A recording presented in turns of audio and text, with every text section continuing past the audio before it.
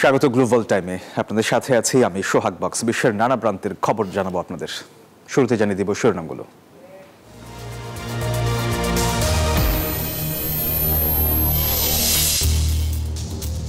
যুদ্ধ বন্ধে শান্তি আলোচনায় অংশ নেবে না কিয়েভ। শিগগিরই পুতিনের সাথে সাক্ষাতে আশাবাদী ট্রাম্প।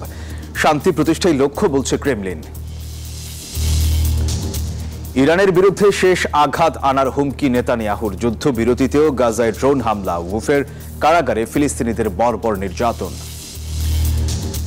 এবং আরো 112 ভারতীয়কে ফেরত পাঠালো যুক্তরাষ্ট্র। মোদির ব্যঙ্গচিত্রে তোলপাড় ভারত। Website block. দিল্লির কূটনীতি নিয়ে বিরোধীদের ক্ষোভ। দেখছিলেন শিরোনামগুলো, এবার বিস্তারিত। যুক্তরাষ্ট্রের সমর্থনে ইরানের বিরুদ্ধে শেষ আঘাত হানতে ইসরায়েল প্রস্তুত। রোববার এমনটাই ঘোষণা দিয়েছেন ইসরায়েলি প্রধানমন্ত্রী বেনিয়ামিন নেতানিয়াহু। গাজা পুনর্গঠনে মার্কিন প্রেসিডেন্ট ডোনাল্ড ট্রাম্পের পরিকল্পনাকে আবারও স্বাগত জানিয়েছেন তিনি। এদিকে যুদ্ধবিরতি চুক্তি লঙ্ঘন করে উপত্যকাটিতে ফের ড্রোন হামলা চালিয়েছে দখলদাররা। ঘটেছে প্রাণহানির ঘটনাও।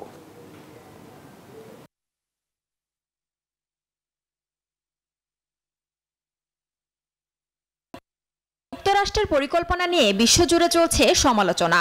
এমন মুহূর্তেই ইসরায়েল সফর করলেন মার্কিন পররাষ্ট্রমন্ত্রী মার্কো রুবিও। আর রোববার তার সাথে যৌথ সংবাদ সম্মেলনে এবার ইরানের প্রতি চূড়ান্ত হুঁশিয়ারি বার্তা দিলেন দখলদার ইসরায়েলের প্রধানমন্ত্রী বেনিয়ামিন নেতানিয়াহু। সংবাদ সম্মেলনে তিনি বলেন, প্রেসিডেন্ট ডোনাল্ড ট্রাম্পের সমর্থনে ইরানের বিরুদ্ধে শেষ আঘাত হানতে ইসরায়েল প্রস্তুত। গত 16 মাসে ইরানের সন্ত্রাসী নেটওয়ার্কে বড় ধরনের আঘাত হেনেছে ইসরায়েল। আমি নিশ্চিত ট্রাম্পের শক্তিশালী নেতৃত্বে আমাদের লক্ষ্য পূরণ করব আমরা। এদিন তিনি কথা বলেন গাজা নিয়েও। গাজার ভবিষ্যৎ নিয়ে ট্রাম্প ও আমি অভিন্ন কৌশল নিয়েছি। যদি সব বন্দীকে মুক্তি না দেয়া হয় তাহলে নরকের দ্বার খুলে দেব আমরা। রোববার ইসরায়েলি প্রেসিডেন্ট আইজাক হারজগের সাথে বৈঠকে মার্কিন পররাষ্ট্রমন্ত্রী মন্তব্য করেন, পৃথিবীতে অস্থিতিশীলতা এবং সন্ত্রাসবাদ ও সহিংসতার একমাত্র বৃহত্তম উৎস হল ইরান। এদিকে যুদ্ধবিরতির চুক্তি লঙ্ঘন করে রোববার গাজায় ফের ড্রোন হামলা চালিয়েছে ইসরায়েলি প্রতিরক্ষা বাহিনী। প্রাণহানি হয়েছে হামাসের 3 পুলিশ সদস্যের।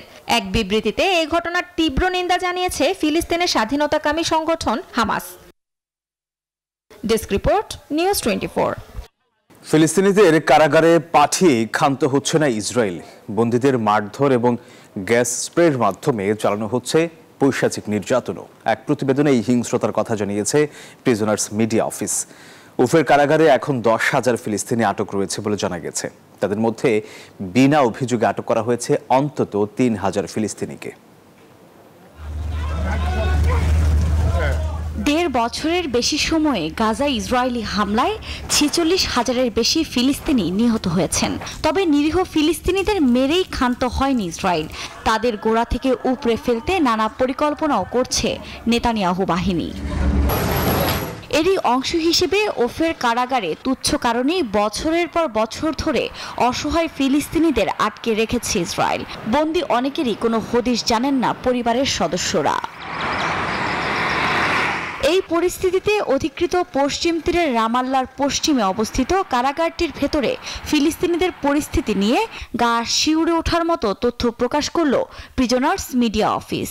তথ্য মতে কারাগারের একটি অংশে বন্দীদের মারধর এবং গ্যাস স্প্রের মাধ্যমে চালানো হচ্ছে পৈশাচিক নির্যাতন। যদিও এ ঘটনায় হতাহতের বিষয়ে এখনো কোনো তথ্যই জানা যায়নি।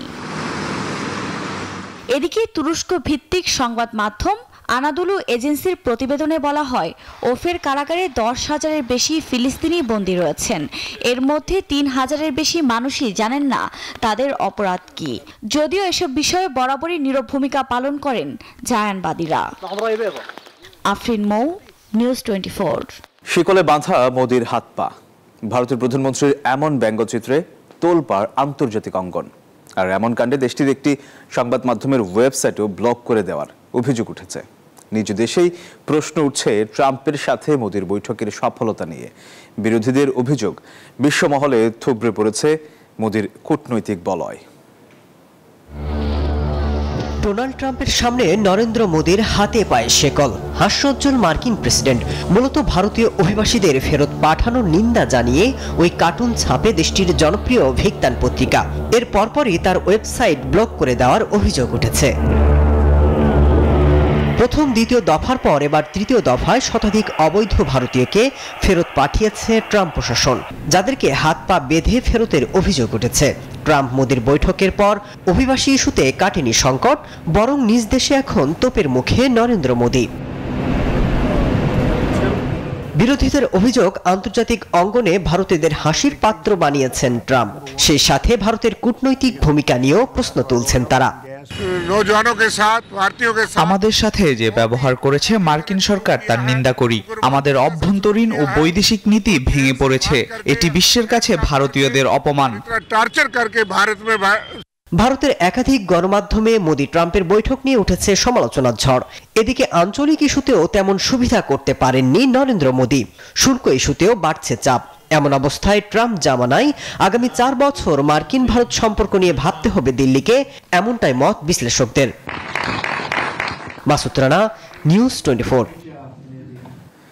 যুক্তরাষ্ট্রের মধ্য পূর্বাঞ্চলে বন্যা ও ঝড়ে অন্তত 9 জনের প্রাণহানির ঘটনা ঘটেছে। ভারী বৃষ্টির পানিতে ডুবে গেছে রাস্তাঘাট। ঝড়ের কবলে পড়ে বিদ্যুৎ বিচ্ছিন্ন 39,000 বাড়িঘর। এদিকে জর্জিয়া এবং ফ্লোরিডার বেশ কিছু অংশের জন্য টর্নেডো সতর্কতা জারি করা হয়েছে। যুক্তরাষ্ট্র এই মৌসুমে সবচেয়ে ঠান্ডা আবহাওয়া পেতে চলেছে বলে জানিয়েছে আবহাওয়াবিদরা।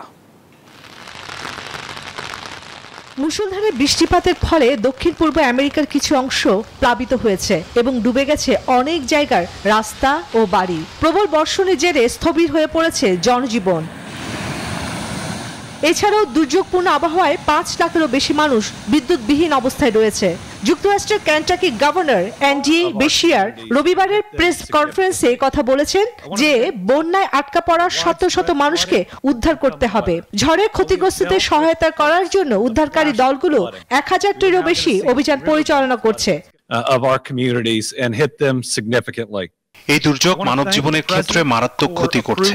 এই প্রাকৃতিক দুর্যোগে 24 ঘন্টা ধরে অন্যদের সাহায্যের জন্য জীবন ঝুঁকিতে ফেলেছেন কেন্টাকিবাসী। আমরা ইতোমধ্যে 1000-এরও বেশি উদ্ধার দেখেছি। ঝড় শুরু হওয়ার আগেই রাজ্যে জরুরি অবস্থা ঘোষণা, দুর্যোগ ত্রাণ তৎপরতার জন্য আমার অনুমোদন করেছেন ডোনাল্ড ট্রাম্প। তীব্র বাতাসের কারণে পরিস্থিতি আরো ভয়াবহ হতে পারে। এই সময় লোকজনকে রাস্তাঘাট থেকে দূরে থেকে ঘরে অবস্থান করতে পরামর্শ দেন তিনি। বিগত 1 দশকে এটিকে সবচেয়ে বৈরী আবহাওয়া বলে উল্লেখ করেছেন হ্যাজার্ডের মেয়র ডোনাল্ড মোভেলিনি। 2022 সালের বন্যা কেবল একটি এলাকায় হয়েছিল।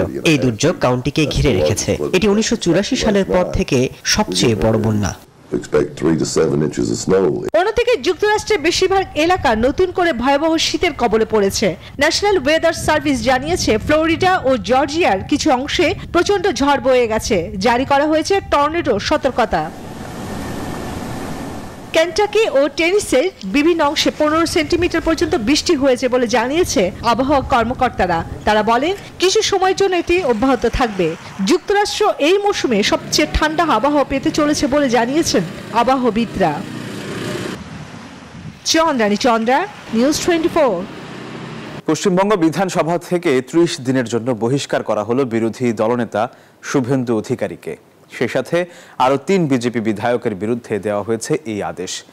সরস্বতী পুজো করা নিয়ে বাংলায় যে পরিবেশ পরিস্থিতি হয়েছিল তা নিয়ে সোমবার বিধানসভার অধিবেশনে মুলতবি প্রস্তাব জমা দেয় বিজেপি। এরপরই বিক্ষোভ দেখাতে শুরু করেন বিজেপি বিধায়করা। শুভেন্দু অধিকারীর নেতৃত্বে বিজেপি বিধায়করা স্লোগান দিতে থাকেন। স্পিকারের চেয়ারের কাছে গিয়ে কাগজে ছিঁড়ে ছুড়ে দেন শুভেন্দু।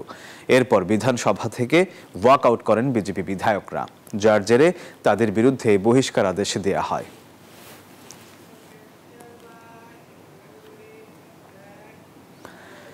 ভারতের শেয়ার বাজারের টানা পতন চলছে। গত সপ্তাহের সব দিন সহ টানা 8 দিন শেয়ারের সূচকের পতন হয়েছে। গত শুক্রবার সেন্সেক্স 199.76 পয়েন্ট পড়ে নেমেছে 76,000-এর নিচে। নিফটি সূচক 102.15 পয়েন্ট পরে 22,929.25 অঙ্কে নেমেছে। 8 দিনে 25.31 লাখ কোটি রুপি হারিয়েছেন বিনিয়োগকারীরা। গত সপ্তাহে ভারতের বাজার থেকে বিদেশি বিনিয়োগকারীরা তুলে নিয়েছেন 21,423 রুপি, যা সূচকের পতনের প্রধান কারণ। মার্কিন নীতির পাশাপাশি বিনিয়োগকারীরা বাজার থেকে তেমন সুবিধা করতে না পারায় এই পরিস্থিতি সৃষ্টি হয়েছে।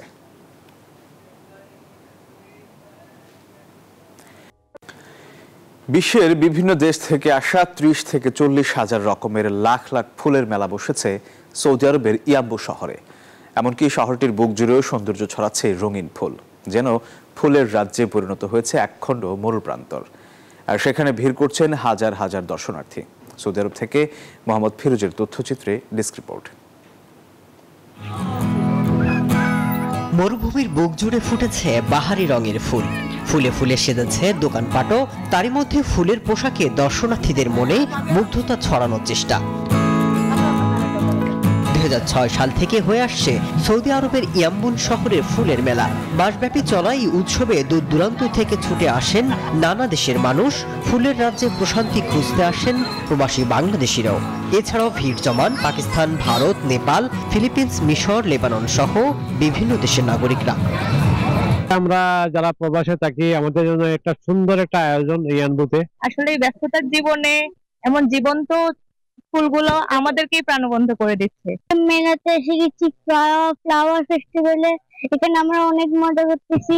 পরিবার নিয়ে কোনো জায়গায় যাওয়ার মতো তেমন একটা সময় থাকে না। আজকে আমরা এখানে সপরিবার নিয়ে এসে অনেক আনন্দিত।